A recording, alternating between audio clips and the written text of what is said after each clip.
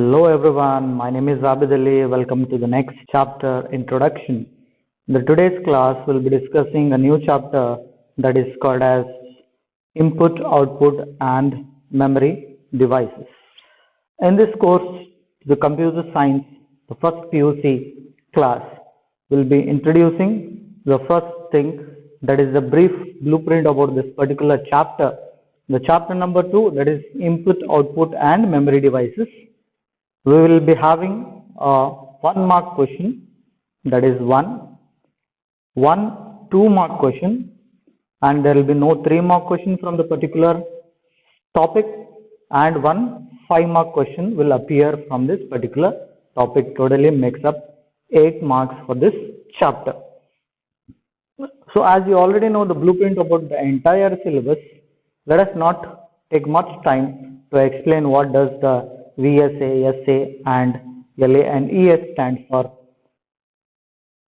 To be introducing you to the chapter number 2, we have used this kind of devices everywhere around we move. That is, specifically we have used certain input devices, that is output devices, that is even memory devices that we see in the slide. In the input devices, we have used such like the keyboard that you can see, the mouse that you can see, the web camera that you see. All these things are acting like an input device.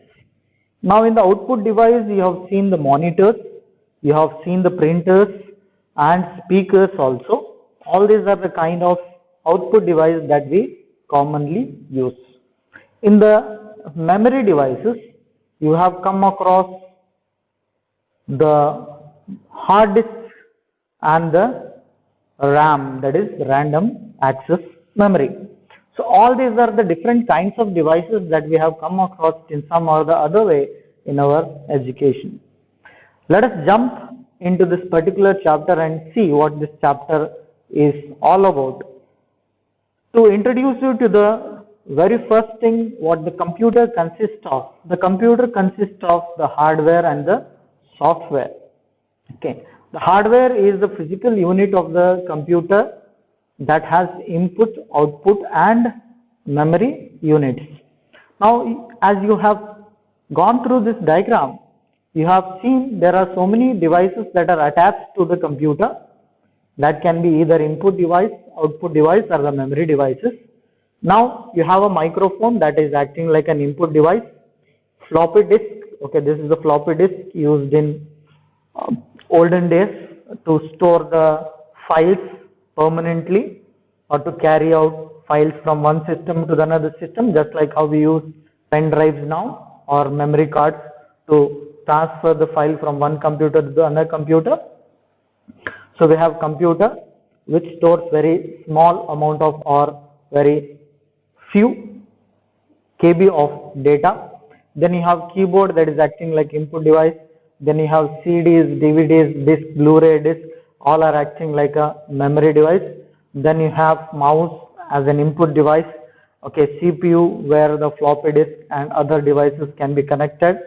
Then you have speakers for output, monitor for output. Okay, to play the DVD or CD, you have DVD writer or drive or ROM, what we call it as system unit. That's the chassis that is consisting of an iron box. Okay, then you have printer which gives or produces the prints copy of the computer output. Then you have hard disk which stores the information permanently, which is located inside the computer chassis. Then we have flash memory cards or card readers that reads the card, okay, that is memory card, and can copy the information, or you can perform reading or writing the information. To jump into the topic, the very first thing that we will be discussing is the input devices. The very first question, 1 mark question that appears is, what is input device? Okay, everybody has seen the input device. The basic definition of the input device is it's literally used to feed the data into the computer. Feeding the data is nothing but entering the data into the computer so that it can be processed and given the output. So an input device is used to feed or give the data into the computer so that the data can be processed. Based on their nature and the size and the usage, they are categorized into different types, or there are different types of input devices that we see around are keyboard, mouse, joystick, scanners are the different input devices that we have seen. You can also name other input devices also. Okay, can anybody guess other input device rather than which we are classifying in the diagram? Okay, you may have n number of lists in your mind, you can speak out. Then moving on to the first kind of input device, we have the keyboards. The keyboards are most commonly used input device in the computer system. It is used to enter either the numerical information, that is digits, or the character information, that is consisting of words or alphabets combination, or a sentence or a paragraph. Generally, the keyboard is divided into different segments that you see in the diagram. Certain segments have the certain functionalities what they are built for. Like for example, this particular area is denoting as the normal keys, which include tab, caps lock, shift key, control and Windows button, alt key, and A to Z alphabets and some other special characters that we have. Then it has numerical keys starting from 1 to 9 and 0 is also included. Then you have some functional keys that are used for specific application.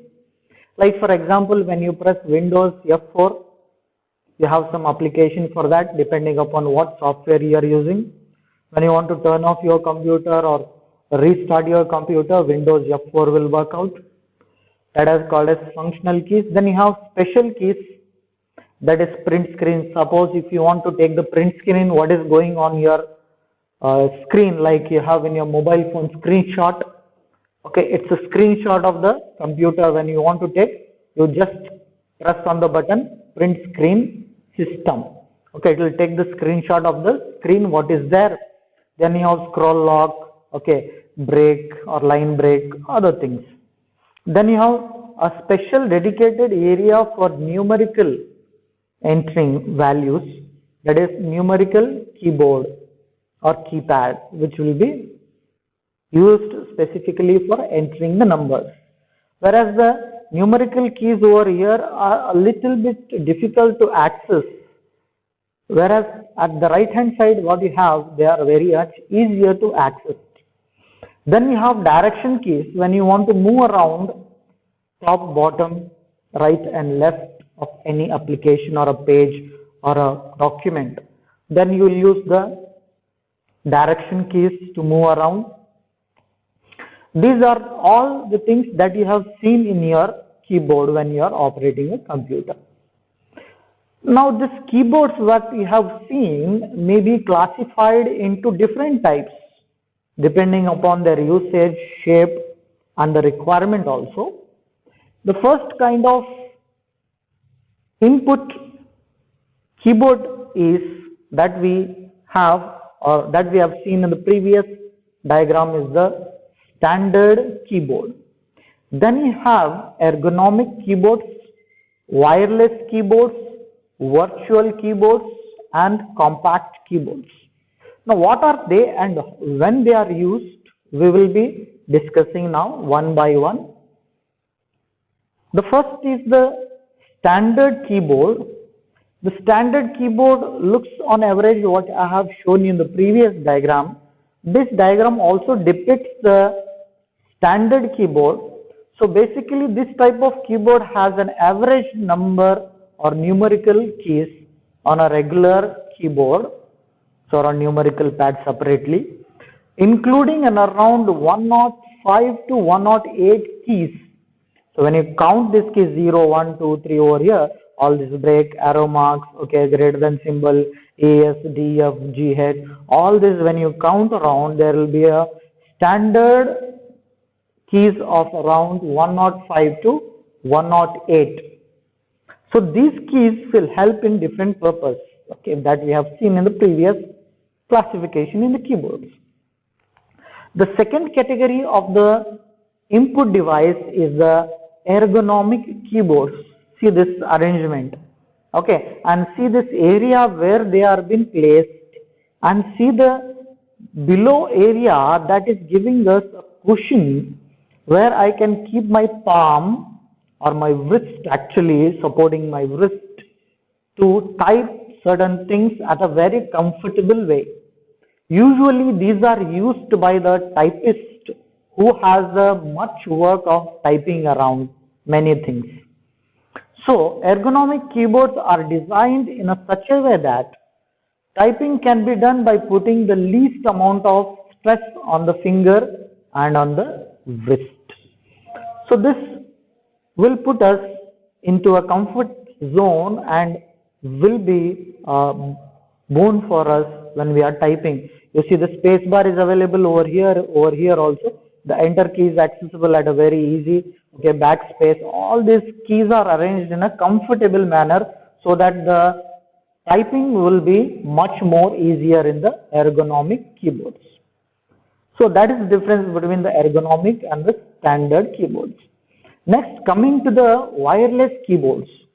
Now, these ergonomic and standard keyboards are connected to the computer by the means of some wire.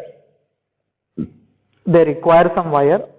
If the wire is broken or fails, the connection also fails in fact.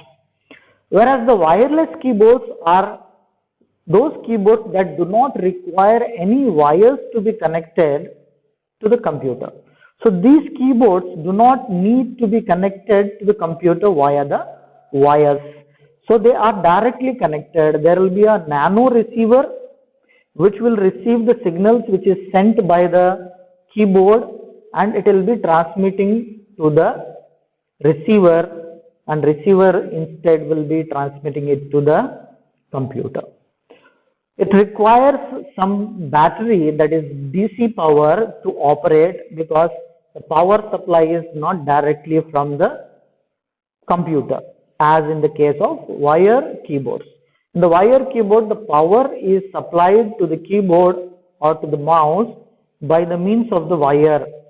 So this makes it very convenient to place the keyboard wherever we want and type it very freely without worrying about the details of the wires, how they have come across. So the next category is the virtual keyboards. Now where you have seen these virtual keyboards in common usage, you have seen in ATM machines. Okay, ATM machines, when you go to ATM machines like SBI ATM machine, okay, Axis Bank ATM machine, HDFC ATM machine, you have buttons which are physically touched, and you have capacity to touch on the screen and give your input. Okay, like entering the pin, entering the amount, or entering something, you'll use the keyboard, but while you are choosing some option, you can choose the touch screen part of the keyboard, the ATM machine. So virtual keyboards are those kind of devices that are software based. So they are software devices that lets you input the data just like the hardware keyboard. Now this is an example of virtual keyboard which is present in the Windows operating system. When your keyboard fails and you want to enter some data for any emergency purpose, you can use the virtual keyboard. Okay, so when you type virtual keyboard in your search bar, you will get the virtual keyboard open. They can open up as an application and can be controlled by the mouse. You can just click on any button and that character will be that character will be depicted onto the screen. So it can be via the touch screen also, just like in the ATM machines, and if your laptop is touch capability, then you can touch even the buttons also. So the next thing that we are going to discuss is the compact keyboards, basically used when I am moving around very much with my technology. So these keyboards are portable. They can be carried out from one place to the another place very easily, just like a wallet size. So the compact keyboards are the keyboards which are slim and usually do not have the numerical keypads separately that are present on the right side of the normal or standard keyboards. What they are used for? They are just like portable keyboards that can be carried from one place to the another place. Okay, that's the usage of the compact keyboards. The next kind of input device that we are going to discuss is the mouse. So mouse stands for mechanically operated user serial engine. One mark, expand mouse. What is the full form of the mouse? Mechanically operated user serial engine. When I talk about mouse, you can think about a real mouse. Okay, but I think about a Mickey Mouse over here. So when I was a child, I was mostly seeing many of the cartoons like Mickey Mouse and other things. Okay, so these are the input device, and there is classification. Basically, this mouse is used for pointing certain things onto the screen. So it is used as a pointing device, and this also controls the movement of the cursor, like how I am moving the cursor now on the display screen. So I am using a mouse to show you different areas or highlight different text. Okay, in the next class we will be discussing about different types of mouse, that is manual mouse RJ, scroll mouse, USB mouse, and just like wireless keyboard we have wireless mouse also. Thank you.